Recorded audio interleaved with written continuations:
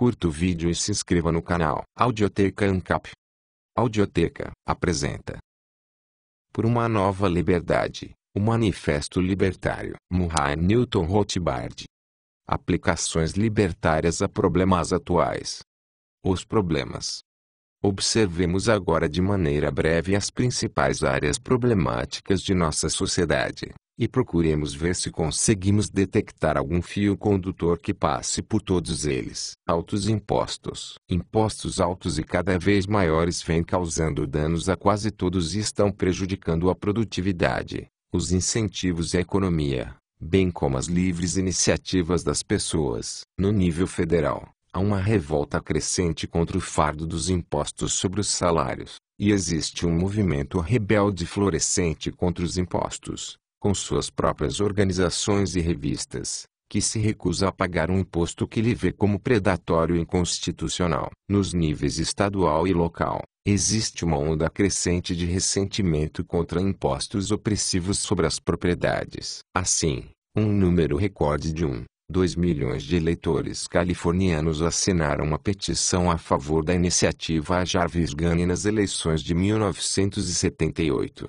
uma proposta que abaixaria drástica e permanentemente os impostos prediais de 2/3 para 1% e estabeleceria um limite sobre o valor estimado da propriedade. Além disso, a iniciativa Jarvis Gun colocaria em prática esse limite exigindo a aprovação de 2/3 de todos os eleitores registrados da Califórnia para qualquer tentativa de se aumentar os impostos sobre propriedade acima deste teto de 1%. E, para se assegurar de que o Estado simplesmente não substituísse por algum outro imposto, a iniciativa também exigia um mínimo de 2/3 de aprovação dos eleitores para que a legislatura estadual aumentasse qualquer outro imposto naquele estado. Ademais, no outono de 1977, milhares de proprietários de casas no condado de Cook, em Illinois, participaram de uma greve contra o imposto sobre a propriedade, que havia sido aumentado drasticamente devido a tributações cada vez mais altas. Dificilmente é necessário enfatizar que a taxação, seja ela sobre o salário, a propriedade, ou o que for, é monopólio exclusivo do governo. Nenhum outro indivíduo ou organização goza do privilégio da taxação, de adquirir sua renda através da coerção. Crise fiscal urbana. Por toda a nação, estados e comunidades estão tendo dificuldade em pagar os juros e principais de suas inchadas dívidas públicas. A cidade de Nova York já foi pioneira na inadimplência parcial de suas obrigações contratuais. A crise fiscal urbana é simplesmente uma questão de governos urbanos que gastam demais, mais até mesmo do que os altos impostos que extraem de nós. Novamente, quanto os governos estaduais ou urbanos gastam depende deles. Mais uma vez, a culpa é do governo. Vietnã e outras intervenções externas. A Guerra do Vietnã foi um desastre completo para a política externa americana. Depois de um número incontável de pessoas terem sido assassinadas e a área devastada,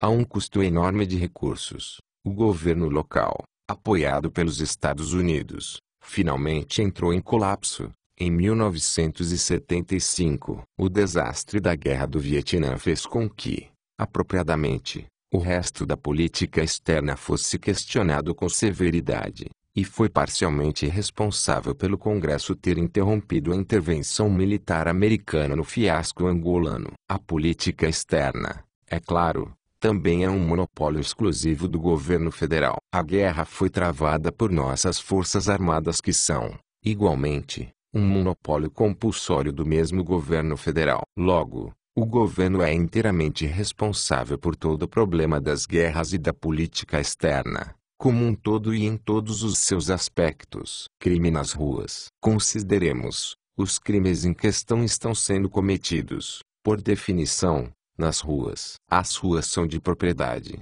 quase que universalmente, do governo, que tem, portanto, um virtual monopólio de propriedade destas ruas. A polícia, que deveria nos proteger destes crimes, é um monopólio compulsório do governo. E os tribunais, que têm como propósito condenar e punir os criminosos, também são um monopólio coercitivo do governo. O governo, portanto, está encarregado de cada um destes aspectos do problema do crime nas ruas. O fracasso, neste caso, assim como o fracasso no Vietnã, deve ser atribuído unicamente ao governo. Congestionamento de tráfego. Mais uma vez, isto ocorre unicamente em ruas e estradas de propriedade do governo. Complexo militar e industrial. Este complexo é inteiramente uma criatura do governo federal. É o governo que decide gastar incontáveis bilhões em armamentos destinados à destruição em massa. É o governo que distribui contratos. O governo que subsidia a ineficiência através de garantias de cobertura dos custos mais os lucros acrescidos. O governo que constrói fábricas e as arrenda ou simplesmente as dá aos empreiteiros. Obviamente, os empreendedores envolvidos se utilizam de lobbies para obter tais privilégios. Porém é apenas através do governo que o mecanismo para estes privilégios, e a alocação inadequada e perdulária destes recursos, pode existir. Transporte. A crise do transporte não envolve apenas ruas engarrafadas, mas também estradas de ferro em estado de abandono, linhas aéreas que cobram preços excessivos, o congestionamento dos aeroportos nos horários de pico, e metrôs, como, por exemplo, o da cidade de Nova York, que vem sofrendo déficits cada vez maiores e estão visivelmente caminhando para o colapso. No entanto, as ferrovias foram construídas em excesso através de enormes subsídios governamentais, federais, estaduais e locais, durante o século XIX, e foram a indústria mais intensamente regulamentada pelo maior período de tempo da história americana. As linhas aéreas são cartelizadas através da regulamentação feita pelo Civil Aeronautics Board, e subsidiadas através deste tipo de regulamentação, contratos com os Correios, e aeroportos virtualmente gratuitos. Os aeroportos utilizados pelas linhas comerciais são todos de propriedade de ramos do governo, especialmente locais. O metrô da cidade de Nova York, há décadas é de propriedade do governo. Poluição nos rios. Os rios são, efetivamente, desprovidos de proprietários, isto é, vêm sendo mantidos como domínio público de propriedade do governo. Além disso, os maiores culpados pela poluição de suas águas são, de longe, os sistemas de eliminação de esgoto, de propriedade dos municípios. Mais uma vez, o governo é ao mesmo tempo o maior poluidor, bem como o proprietário negligente do recurso. Escassez de água. A escassez de água é crônica em algumas áreas do país, e intermitente em outras, como a cidade de Nova York. Ainda assim o governo, através de seu controle do domínio público, detendo a propriedade dos rios de onde vem a maior parte da água, e, 2, como virtualmente o único fornecedor comercial de água, detém a propriedade dos reservatórios e dos canais de escoamento da água. Poluição do ar. Mais uma vez, o governo, como dono do domínio público, tem a propriedade do ar. Além disso, foram os tribunais, propriedade exclusiva do governo, que, num ato de políticas deliberadas, por gerações, fracassaram na proteção dos direitos de propriedade de nossos corpos e hortos da poluição gerada pela indústria. Além do mais, boa parte da poluição direta vem de usinas de propriedade do governo. Falta de energia e blackouts. Por todo o país, os governos estaduais e locais criaram monopólios compulsórios de energia elétrica e gás, e concederam estes privilégios monopolísticos a empresas privadas de serviço público, que são então regulamentadas e têm suas taxas determinadas por agências governamentais visando assegurar um lucro permanente e fixo. Mais uma vez, o governo tem sido a fonte do monopólio e da regulamentação. Serviço telefônico. Serviços de telefonia cada vez mais deficientes são fornecidos, novamente, por empresas de serviço público que recebem um privilégio monopolístico compulsório do governo, e que têm suas taxas estabelecidas pelo governo de forma a obter um lucro. Como no caso do fornecimento de gás e eletricidade, não é permitido a ninguém competir com o monopólio das companhias telefônicas. Serviço postal. Sofrendo com altos déficits ao longo de sua existência, o serviço postal, em total contraste com o que ocorre com os bens e serviços produzidos pela indústria privada no livre mercado, se tornou gradualmente mais caro, e ofereceu um serviço cada vez pior. A maior parte do público, ao utilizar os serviços expressos de correio, vem sendo forçada a subsidiar as empresas que se utilizam dos serviços convencionais e mais econômicos. Mais uma vez, os Correios têm sido, desde o fim do século XIX, um monopólio compulsório do governo. Sempre que empresas privadas receberam a permissão de competir, ainda que legalmente, na entrega de correio, elas invariavelmente conseguiram oferecer um serviço melhor a preços mais baixos. Televisão. A televisão consiste de programas insípidos e notícias distorcidas. Os canais de rádio e televisão vêm sendo nacionalizados há meio século pelo governo federal, que distribui concessões de canais aos privilegiados que recebem suas licenças, e pode frequentemente revogam estes presentes quando uma estação desagrada de alguma maneira a Comissão Federal de Comunicações, Federal Communications Commission, do governo. Como pode qualquer tipo genuíno de liberdade de expressão existir sob tais condições? Sistema de bem-estar social. O sistema de bem-estar social é, obviamente, da alçada exclusiva do governo, principalmente estadual e local. Moradia urbana. Juntamente com o tráfego, é uma de nossas falhas urbanas mais conspícuas. Ainda assim existem poucas outras indústrias tão intimamente interligadas com o governo. O planejamento urbano controlou e regulamentou as cidades.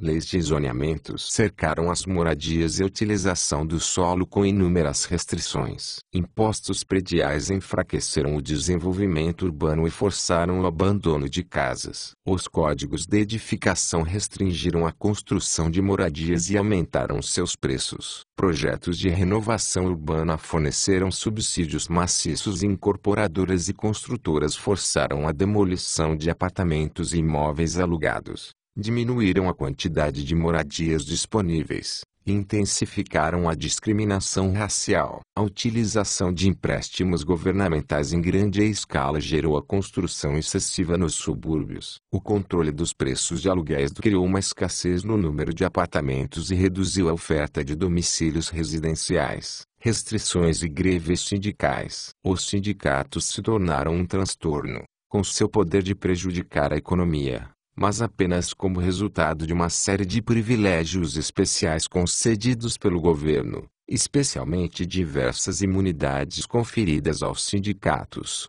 em especial o Wagner Act, de 1935, que vigora até os dias de hoje, e obriga os empregadores a negociar com os sindicatos que conquistarem um voto majoritário de uma unidade de negociação definida de maneira arbitrária pelo próprio governo. Educação. Outrora tão reverenciada e considerada tão sacrossanta pela opinião pública americana quanto a maternidade ou a bandeira, a escola pública, nos últimos anos, vem sofrendo um ataque generalizado de todos os setores do espectro político. Até mesmo aqueles que apoiam não ousam sustentar que as escolas públicas ensinam de fato qualquer coisa de relevante. E presenciamos recentemente casos extremos, nos quais as atitudes das escolas públicas motivaram uma reação violenta, em áreas tão diferentes quanto o sul de Boston e o condado de Kanawha, na Virgínia Ocidental. As escolas públicas, é claro, são de inteira propriedade e totalmente operadas pelos governos estadual e local, com uma coordenação e assistência considerável do setor federal. As escolas públicas são escoradas por leis de frequência obrigatória, que forçam todas as crianças até a idade do ensino superior a frequentarem instituições escolares, sejam elas públicas ou escolas privadas certificadas pelas autoridades governamentais. A educação superior, do mesmo modo, tem se tornado fortemente interligada ao governo nas últimas décadas. Muitas universidades são de propriedade do governo, enquanto outras recebem dele de maneira sistemática doações, subsídios e contratos. Inflação e estagflação. Os Estados Unidos, assim como o resto do mundo, vem sofrendo por muitos anos de uma inflação crônica e crescente. Uma inflação que vem acompanhada de uma alta taxa de desemprego e que vem persistindo através de recessões, tanto severas quanto mais amenas. Estagflação. Uma explicação para estes fenômenos indesejáveis será apresentada mais adiante, Por ora afirmemos apenas que a causa principal está numa expansão contínua do fornecimento de dinheiro, um monopólio compulsório do governo federal. Qualquer um que ouse competir com o governo federal na impressão de dinheiro será preso por falsificação. Uma parte vital do estoque de dinheiro da nação é emitida na forma de moeda cheque pelo sistema bancário, que por sua vez está sob controle total do governo federal e do seu Banco Central. Watergate, finalmente, embora não menos importante, foi toda a síndrome traumática sofrida pelos americanos no caso que se tornou conhecido como Watergate. O que Watergate significou foi uma dessantificação total do presidente e de instituições federais até então consideradas sacrossantas, como a CIA e o FBI. As invasões de propriedade,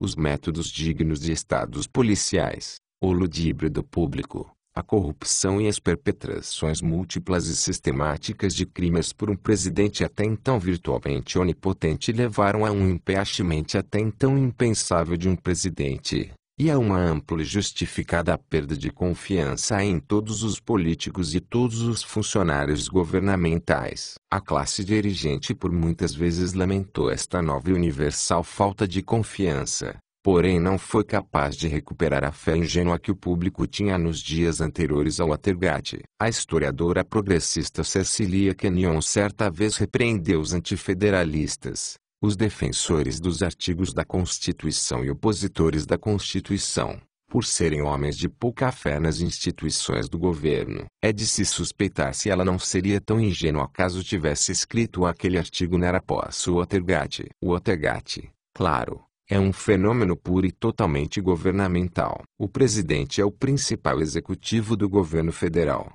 Os encanadores foram seu instrumento. E o FBI e a CIA são igualmente agências governamentais. E foram, de maneira bem compreensível, a fé e a confiança no governo que foram despedaçados por Watergate. Se observarmos com atenção, portanto, as áreas crucialmente problemáticas de nossa sociedade, as áreas de crise e fracasso, encontraremos em cada um dos casos um fio condutor que marca e une todos eles, o fio do governo. Em cada um destes casos, o governo gerenciou ou influenciou fortemente a atividade. John Kenneth Galbraith, em seu best-seller The Affluent Society, reconheceu que o setor governamental foi o foco de nosso fracasso social, porém extraiu daí a estranha lição de que, logo, mais fundos e recursos deveriam ser desviados do setor privado para o setor público. Ele ignorou, assim, o fato de que o papel do governo nos Estados Unidos, federal, estadual e local, foi expandido enormemente, tanto em termos absolutos quanto proporcionais, neste século e, especialmente, nas últimas décadas. Infelizmente, Galbraith jamais levantou a questão: existe algo de inerente à atividade e operação governamental, algo que cria exatamente estes fracassos que vemos de maneira tão abundante. Investigaremos alguns dos principais problemas do governo e da liberdade neste país, de onde vieram estes fracassos, e proporemos as soluções do novo libertarianismo.